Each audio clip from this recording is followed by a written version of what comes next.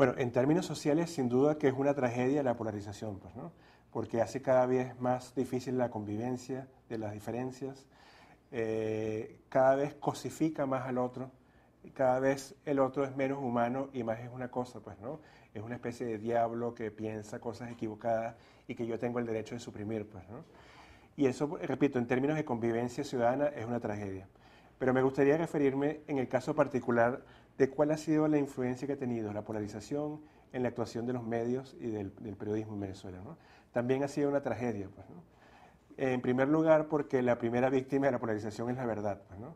En realidad hay un bando que espera una versión de la realidad y otro bando que espera otra versión de la realidad, y cualquier matiz entre ellos se ve como una traición, pues, ¿no?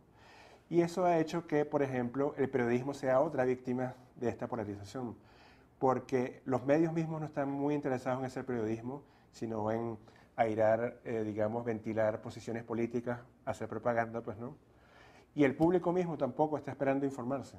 El público no está consumiendo medios en Venezuela para informarse de la realidad, sino que el público, la mitad de la población que es pro-chavista, está consumiendo los medios pro-chavistas que le dicen todos los días, por una parte, qué bueno, qué tan bueno es el presidente Chávez y qué tan diabólica es la conspiración imperialista contra el presidente Chávez.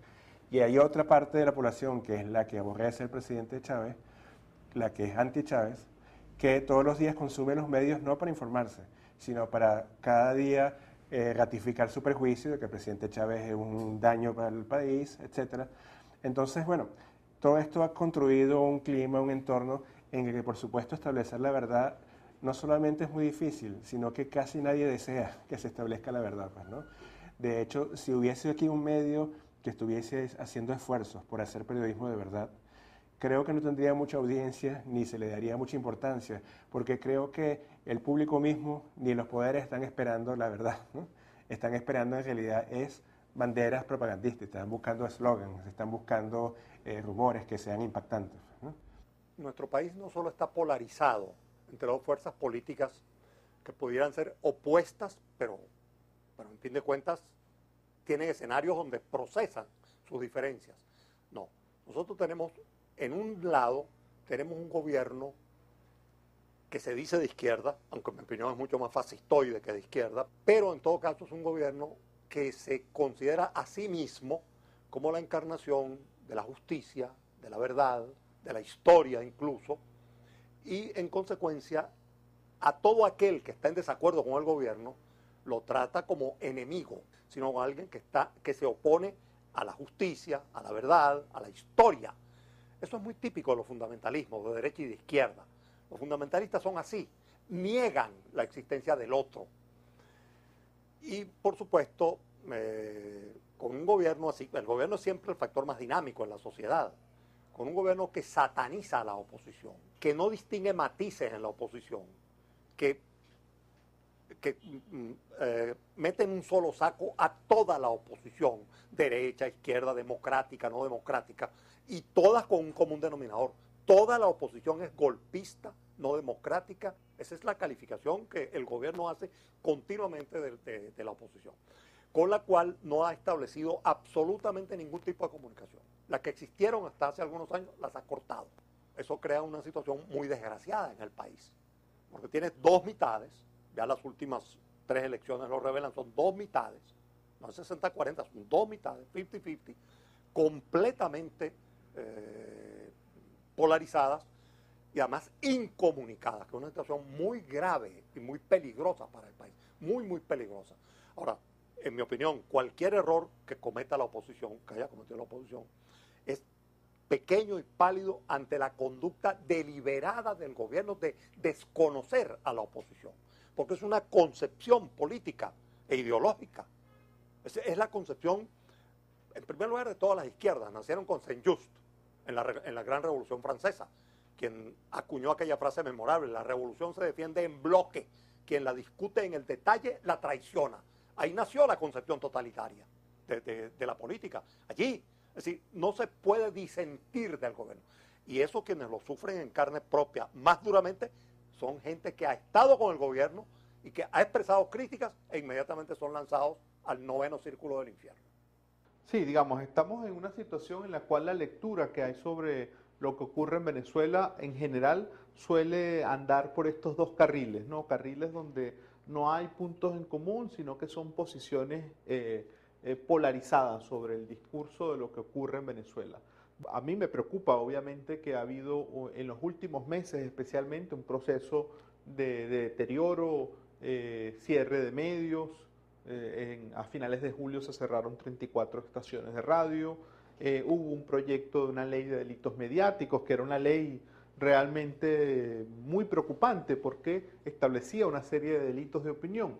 Y persiste un discurso muy agresivo hacia los medios, muy cuestionador por parte del presidente Chávez. Eso creo que ayuda o ha alimentado acciones como la que se vivió en agosto, cuando un grupo de periodistas de la cadena Capriles fueron agredidos brutalmente en las calles de Caracas. Estaban con unas pancartas pidiendo libertad de expresión y fueron apaleados. Entonces, obviamente, pues vivimos situaciones que en Brasil no se viven o que no se viven en otras democracias, ¿no?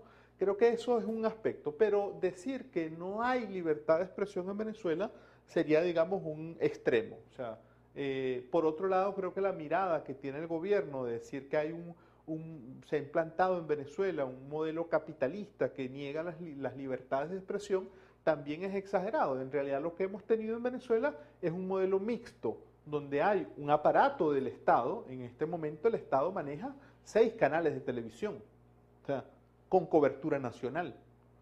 Y hay otros 6 tantos privados. Muchos de ellos no son críticos del gobierno. Entonces, es decir, en Venezuela en realidad tenemos un modelo mixto donde hay una fuerte presencia del Estado en materia de comunicación y donde efectivamente hay medios privados que ejercen de forma vigorosa la crítica pública, especialmente en la prensa escrita. Vive un estado continuo de esquizofrenia, pues, ¿no? Y en efecto, si usted se nutre exclusivamente de un sector de medios, por ejemplo, va a tener conocimiento de una realidad completamente distinta que si leyese o se nutriese del otro sector de los medios. Por ejemplo, en la crisis de Honduras, los medios oficiales le han dado una gran jerarquía a esa información, hasta el punto de subordinarlo incluso a los temas venezolanos.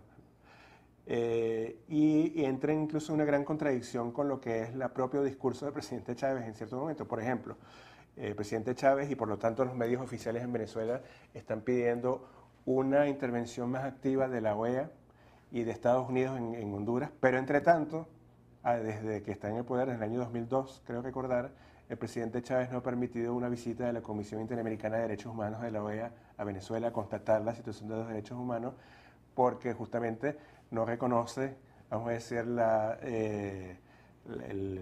pertinencia de esa misión aquí en Venezuela, pues, ¿no? Es decir, lo que está pidiendo para Honduras no espera que sea lo que ocurre en Venezuela. Y eso pasa en los medios, pues, ¿no? Igualmente, ese tipo de operaciones lo hacen los medios privados. En estos momentos que usted está visitando Caracas, hay un grupo de estudiantes que están haciendo en Caracas y otras ciudades de Venezuela huelgas de hambre justamente pidiendo que la OEA visite a Venezuela, pues, ¿no? Si usted les pregunta los nombres de los estudiantes más destacados de ese movimiento, Julio Rivas, etcétera, estoy seguro que el público venezolano no sabe muy bien quiénes son, si son de verdad estudiantes muy calificados o si no están ni siquiera estudiando en una universidad, pues, ¿no? Porque en realidad es también como una especie de burbuja mediática, pues, ¿no? Que se está construyendo también con una agenda política partisana, pues, ¿no?